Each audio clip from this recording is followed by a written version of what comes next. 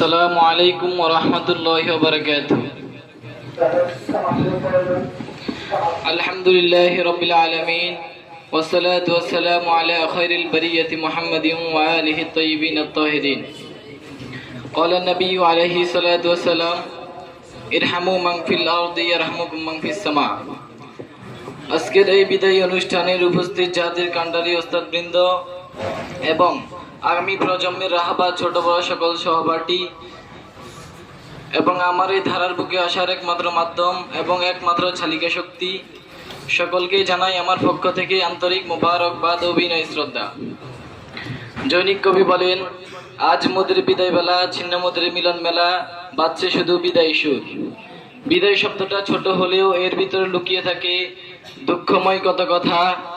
ছোট ছোট কলি রূপে ভর্তি হয়েছিলাম এই মাদ্রাসায়, কালের পরিক্রমায় আর সেগুলো পাপড়ি মেলে প্রস্ফুটিত হয়েছে।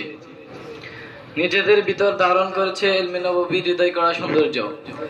এই মাদ্রাসা ছিল আমাদের কাছে একটি বৃক্ষতুল্য। আমরা ছিলাম তার বিভিন্ন ডালে ফুটে থাকা রং বেরঙের ফুল। প্রতিনিয়ত এই মাদ্রাসা আমাদের উপর উদার হস্তে বর্ষিয়ে যেত তার কল্যাণের ভারী দ্বারা। যতদিন আমরা এই মাদ্রাসার ছায়াতলে ছিলাম, নিরাপদ ছিলাম। যখন ওই ভাবি আর থাকা হবে না এই মাদ্রাসার ছায়াতলে, তখন ওই বেদনাটা বিষণ্ণ করে দেয় আমাদের প্রফুল্ল অন্তরকে। হে পরম প্রিয় আসাদায়ে কেরাম, আপনাদের আদরে, স্নেহ, মায়া, মমতা, সোহাগ ও শাসনের কথা ভেবে আজ আমরা আবেগ আপ্লুত। আজ যেন আমরা সবকিছু হারিয়ে নিঃস্ব হতে চলেছি। আপনাদের সোনালী সান্নিধ্য আমাদের ভিতরে জাগিয়ে দিত ইমানি চেতনা এবং আমাদেরকে উদ্যমী করে তুলত। প্রতি সোমবারের কয়েক মিনিটের নসিহত আমাদেরকে স্মরণ করিয়ে দিত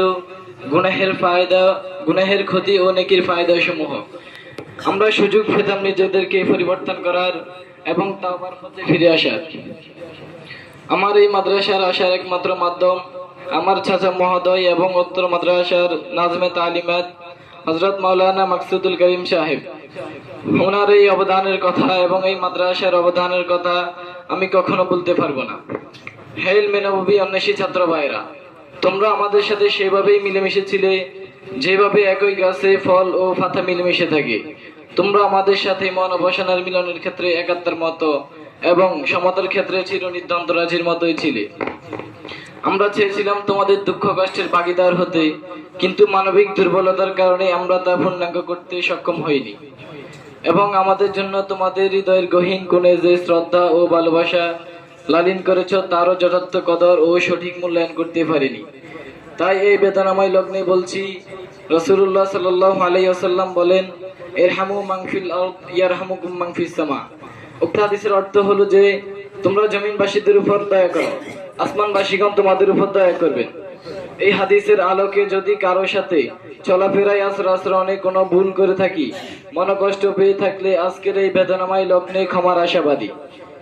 আমরা আল্লাহ তাআলার নিকট আশ্রয় চাচ্ছি কটাক্ষকারীর কলঙ্কীকরণ ও দোষ উন্মোচনকারী সিদ্ধান্বেষণ এবং নমনীয় দৃষ্টি পোষণকারী শিথিল দৃষ্টি পোষণ করার কারণে বিভ্রান্তি প্রতিহত হওয়া থেকে।